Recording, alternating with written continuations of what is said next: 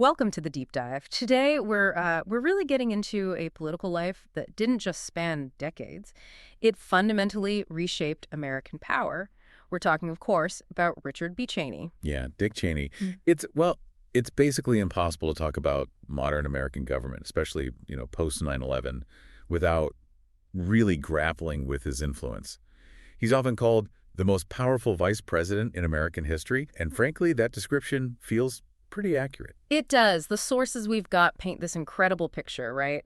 From like a fairly normal start in Nebraska and Wyoming, Right, Casper mostly. all the way through the absolute highest levels of power in D.C., multiple administrations, even a stint as a Fortune 500 CEO. And then back again, right into the thick of it after 9/11.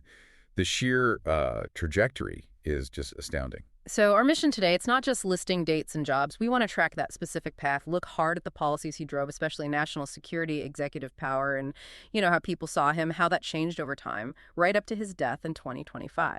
Exactly. And the big question, the one we keep coming back to, is what's the actual legacy? What's left behind from this, ultimate political insider? Okay, let's do it. Let's unpack this. Where do we start? The beginning, I guess. The making of the man. All right. So born in Lincoln, Nebraska, but really his formative years are Casper, Wyoming. And his academic start, it's interesting. He heads off to Yale. The Ivy League path. Yeah, but it doesn't stick. Hmm? He struggled there. Grades weren't great. He actually dropped out twice. Twice. I didn't realize that. That's significant. It kind of punctures the image of this, straight arrow academic climb. It really does. It shows this early disconnect, maybe a lack of focus. Hmm. He ends up back in Wyoming, eventually gets his bachelor's and master's in political science from the University of Wyoming. Good degrees, solid school, but it wasn't the initial plan A. And he started a PhD too, right? But didn't finish. That's right, University of Wisconsin-Madison, political science PhD. Got all the way to the dissertation, apparently, but then Washington called. He took a fellowship instead. But before that academic path really solidifies, there's this other pretty major bump in the road. Oh, yeah, the DWIs. 2 convictions for driving while intoxicated. He was young, 21 and 22. That's more than just like a youthful mistake. Those are serious charges. Absolutely. And he talked about it later, said it was a real wake-up call. He described himself as being headed down a bad road. It seems like that forced him to, get serious. A pivot point, as he called it. Pretty much. Yeah. And right around then, 1964, he marries Lynn Vincent, his high school sweetheart. Things start to lock into place. The focus shifts. Okay, so it's getting focused, finishing degrees. But this is the 1960s. What about Vietnam? That looms large for any young man then. It does. And Cheney's record there is, well, it's become a point of contention, especially given his later role as Secretary of Defense. He received 5 draft deferments in total. 5. How did that break down? Well, the first 4 were basically student deferments. Kept him in college while he worked on his BA and MA.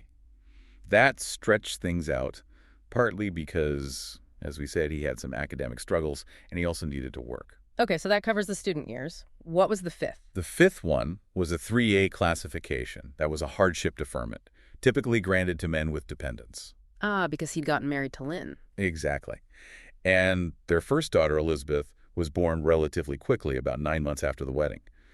So he got the 3A deferment, and eventually he just aged out of draft eligibility at 26 without serving. And that led to that really blunt quote later on, didn't it? The famous one, yeah. In 1989, when he was up for Secretary of Defense, the Washington Post asked him about it, and he said, "I had other priorities in the 60s than military service." Wow, that's direct. And you can see how that would cause some friction later, given his very hawkish stance. Definitely raises questions for people about, personal sacrifice versus policy advocacy. Mm-hmm. But from that point, his ambition really seemed to crystallize around Washington.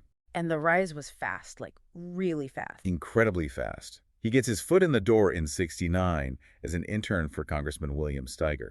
And that's where he connects with Donald Rumsfeld. That's the key connection. He joins Rumsfeld's staff at the Office of Economic Opportunity under Nixon. Rumsfeld becomes his mentor, pulls him along. So he climbs through the Nixon administration, then into the Ford administration. Right. And when Ford makes Rumsfeld his Secretary of Defense, guess who takes over Rumsfeld's old job as White House Chief of Staff? Cheney, at age? 34. Just 34 years old. It's 1975. Think about that. He's running the White House staff, navigating the fallout from Watergate, managing Ford's 76 campaign from inside the West Wing. That's an insane amount of responsibility at that age. He must have learned the mechanics of executive power inside out. Absolutely. Yeah. Not from a textbook, but from the absolute center of the storm. That experience, that deep practical understanding of how the levers of power work that shaped everything that came later. Okay, so Ford loses in 76. Cheney's out of the White House. What's next? Does he stick around D.C.? Not immediately. He actually went back to Wyoming for a couple of years, did some work in the private sector, but politics pulled him back. In 1978, he runs for Wyoming's only House seat. And wins, so he spends the next decade in Congress. Yep, from 1979 to 1989. 10 years representing Wyoming. And he wasn't just a backbencher.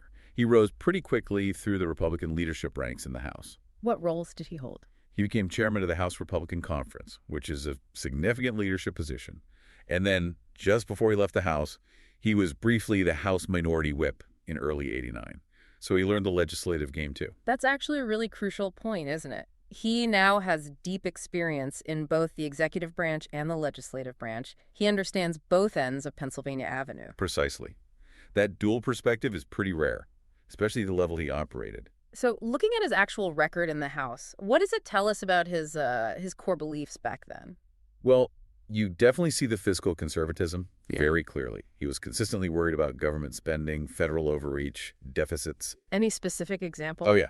The creation of the Department of Education. He voted strongly against it. Saw it as a prime example of the federal government intruding on states' rights and local issues and just adding to the bureaucracy and cost. Okay, classic conservative stance.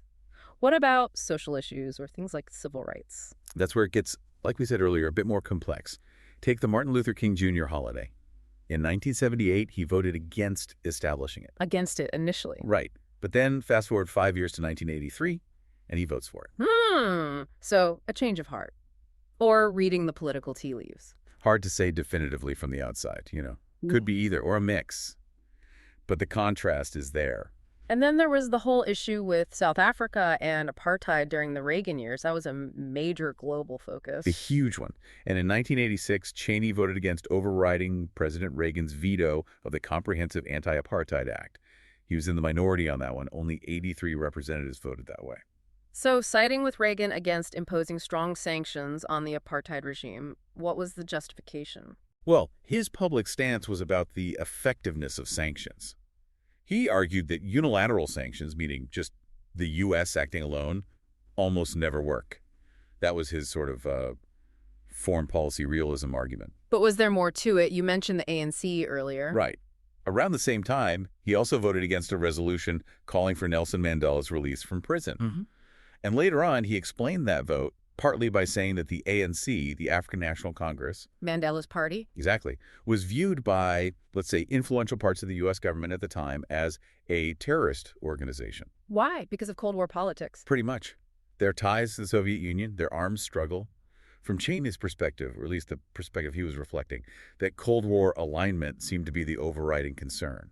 It really frames him as a Cold War hawk, first and foremost in that era. Okay, so he serves a decade in the House, rises in leadership. Yeah. Then what pulls him back to the executive branch? It was actually kind of sudden. President George H.W. Bush gets elected in '88. His first pick for Secretary of Defense was John Tower, former senator. Right, I remember that nomination fight. It was bruising. Extremely. And Tower's nomination ultimately failed in the Senate. So Bush needed a replacement, someone competent, respected, confirmable. He pivots quickly to Cheney. And Cheney sails through. Astonishingly smoothly. Confirmed 92 Gilla by the Senate in 1989. No controversy at all. He was seen as a very safe, capable choice. And he walks right into some major global events as Secretary of Defense. Immediately. First, there's the invasion of Panama, Operation Just Cause, in late '89 to oust Noriega. Okay. And then the really big one, Iraq's invasion of Kuwait, leading to Operation Desert Shield, and then Operation Desert Storm, the Gulf War in 1991. He's overseeing massive military operations. But at the same time, the Cold War is ending. The Berlin Wall had fallen. The Soviet Union is collapsing. There's this talk of a peace dividend. Exactly. So Cheney has this incredibly contradictory mandate. On one hand, manage these hot wars. On the other, oversee a huge drawdown of the U.S. military because the primary adversary, the Soviet Union, is disappearing. How big a drawdown are we talking? Significant. The sources show he cut total military personnel by about 19%. That's reducing the force from roughly 2.2 million down to about 1.8 million by 1993. He had to cut the budget while also figuring out how the U.S. maintains dominance in this new unipolar world. That's a massive strategic challenge, waging war while shrinking the military. Huge. And it leads us to probably the most critical decision of that era, certainly in hindsight. The decision not to go all the way to Baghdad at the end of Desert Storm. Right, stopping the ground war after liberating Kuwait, leaving Saddam Hussein in power. Why did they make that call? Cheney was central to that, wasn't he? Absolutely central. And he explained the reasoning very clearly a few years later in a C-SPAN interview in 1994. It's fascinating to hear him lay it out, especially knowing what happened later. What did he say? He said going to Baghdad would have been a bad idea. He argued it would have led to a quagmire. He worried the U.S. would be acting alone without the coalition support they had for liberating Kuwait. Okay, concerns about getting bogged down, lack of international support. And also regional stability. He worried about Iraq potentially breaking apart, the impact on, say, Turkey with Kurdish separatism in the north. But the most striking part was his calculation about casualties versus the objective. What was the calculation? He basically asked, how many additional dead Americans is Saddam worth? His conclusion, and the administration's, was not very many. He said, I think we got it right by stopping where they did, avoiding an occupation and the uncertain political outcome. That's remarkable. A cautious, real politics assessment focused on avoiding a quagmire and limiting American casualties for an unclear goal. Precisely. And you just have to hold that thought, that specific rationale, because it stands in such stark, dramatic contrast to the decisions he championed less than a decade later. Okay, so the first Bush administration ends. Clinton wins in '92. Cheney leaves the Pentagon. Does he stay in politics? No, this time he heads to the private sector. And not just any job. He becomes chairman and CEO of Halliburton. Halliburton, the big oil field services company. That name would definitely come up again later. Oh, absolutely. He ran Halliburton from 1995 to 2000. And this is where he really made his personal fortune.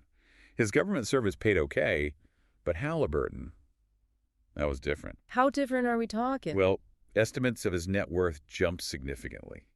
When he resigned in 2000 to join the Bush ticket, he reportedly received something like $36 million, mostly severance and stock options from Halliburton. $36 million. Wow. So his wealth is largely tied to this corporate period. Very much so.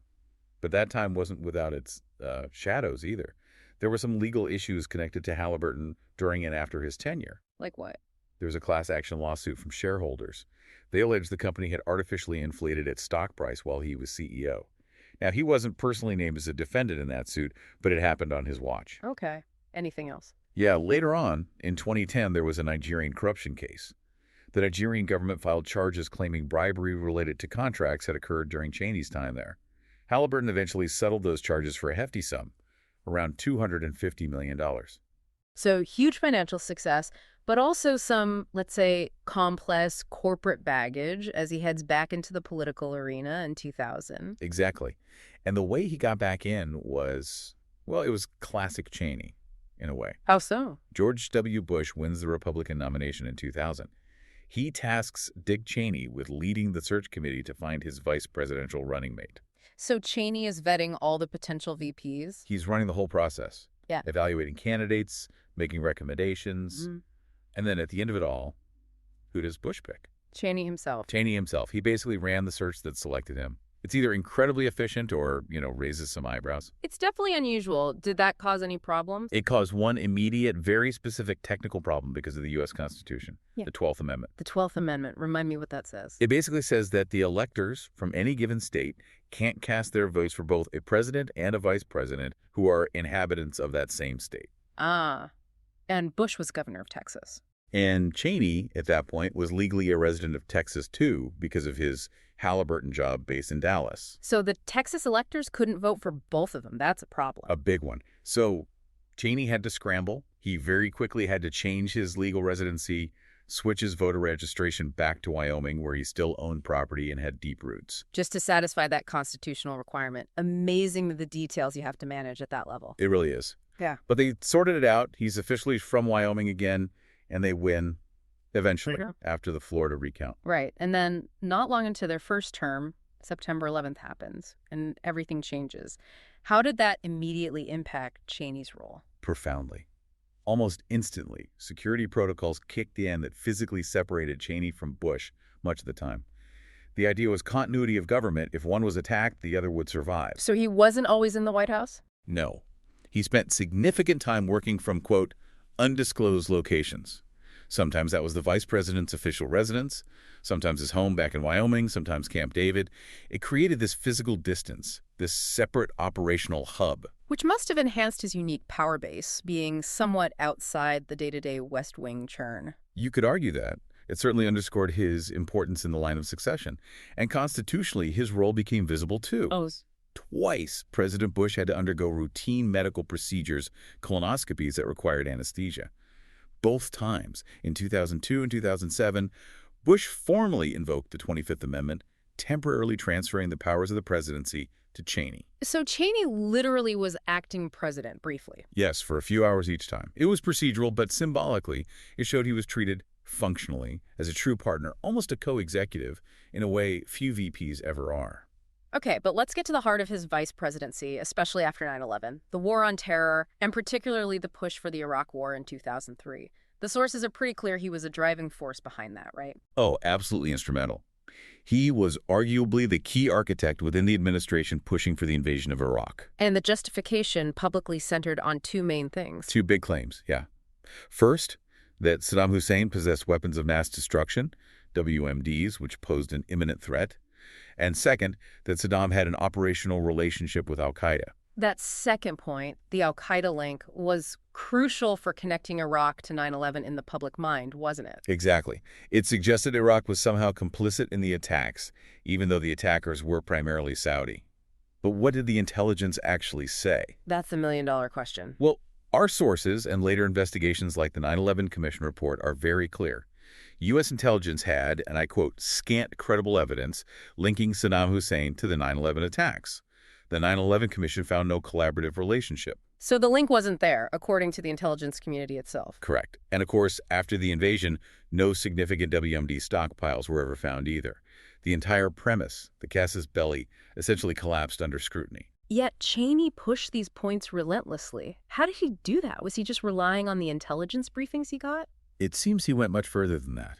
One of the most extraordinary things detailed in the sources is that Cheney, the vice president, made multiple trips himself over to CIA headquarters at Langley. He went there personally. That's unusual. Highly unusual. And reports suggest he wasn't just passively receiving briefings. He was actively questioning mid-level CIA analysts, digging for intelligence, looking for nuggets that supported the administration's case for war, sometimes bypassing the normal chain of command and analysis.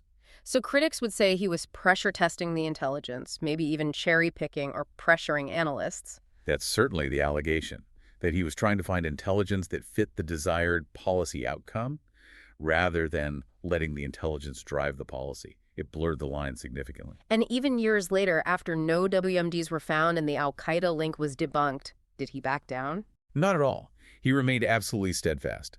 As late as 2014, he was still insisting Saddam had a 10-year relationship with al-Qaeda. He dismissed critics of the war as opportunists, spreading cynical and pernicious falsehoods. Wow. That's conviction. Or something else. It shows he saw this not just as policy, but as a fundamental truth, regardless of evidence. It certainly seems that way. An unwavering belief in the necessity and righteousness of the action, facts notwithstanding for his critics. Okay, so the Iraq War is underway. It's becoming increasingly controversial. What else defined Cheney's second term? A major theme was this intense focus on executive power. He didn't just wield power. He had a whole philosophy about it. He saw his role, and Bush's, as needing to restore the power of the presidency. Restore it from what? What did he think weakened it? Basically, everything that came out of the post-Watergate, post-Vietnam era, he felt Congress had overreacted and put too many constraints on the president, especially in national security. You're talking about things like FISA, the Foreign Intelligence Surveillance Act, which required warrants for domestic spying. The War Powers Resolution, which tried to limit the president's ability to wage war without congressional approval. Even things like the Presidential Records Act, demanding transparency, or the Freedom of Information Act. So he was actively trying to roll back those checks and balances. That was the argument. His philosophy, often called the unitary executive theory, basically says the Constitution gives the president inherent, almost unlimited authority as commander-in-chief, especially in wartime, and Congress can't really interfere with that core executive function. That's a pretty radical view of presidential power. It's a very expansive view, and he wasn't just talking about it, he acted on it. The physical setup of his office even reflected this unique power. How so? Well, he had multiple offices, West Wing, Old Executive Office Building, Senate, but he also maintained one near the House floor. He was everywhere. But the most telling detail, the safes. Yeah, reports indicate he used his own security classification system for some documents and kept them in 3 huge man-sized safes in his offices. This was seen by critics as a way to potentially bypass the Presidential Records Act to keep his operations shielded from oversight and scrutiny. Creating like a parallel information stream outside the normal channels. That's the implication. A fortress of secrecy built around his office and its operations. And this philosophy directly influenced policy on surveillance and interrogation, didn't it? Hugely. He was one of the strongest advocates, maybe the strongest, for the NSA's warrantless surveillance program, arguing FISA was too cumbersome in the fight against terror. And the enhanced interrogation techniques. He championed them aggressively. He saw them as necessary tools. Later, he openly admitted he signed off on the use of waterboarding, which many define as torture. Which led to massive controversy, obviously, calls for investigation, even prosecution. So yes, domestically and internationally. Human rights groups, some legal scholars, even some foreign governments argued that his role in authorizing and promoting these techniques potentially made him liable under international laws regarding torture and war crimes. It remains one of the most intensely debated aspects of his legacy. Amidst all this, there was another major storm brewing, closer to home for him. The CIA leak scandal. Right, the Plame affair. This blew up in the second term. It involved the leaking of the identity of a covert CIA operative, Valerie Plame. And Cheney's own chief of staff got caught up in it. His right-hand man, I. Lewis Scooter, Libby. He wasn't charged with the leak itself, but with lying to investigators and obstructing the investigation. He was convicted in 2007 on multiple felony counts, perjury, obstruction of justice. That had to be a huge blow to Cheney, personally and politically. Devastating. And Cheney's loyalty to Libby was absolute. Our sources detail how Cheney fought tooth and nail right up to the very last days of the Bush administration, trying to get President Bush to grant Libby a full presidential pardon. Bush commuted Libby's prison sentence, but never issued the full pardon Cheney wanted, right? Correct. Bush resisted the full pardon. But Cheney's description of Libby during that lobbying effort is really revealing. He called Libby a soldier on the battlefield, someone who took the hit for the administration. It shows how Cheney viewed politics as warfare, essentially. So Iraq, executive power battles, torture debates, the Plame affair. How did all this affect how the public saw Cheney? Predictably, his popularity tanked. Right after 9/11, he had this moment of unity.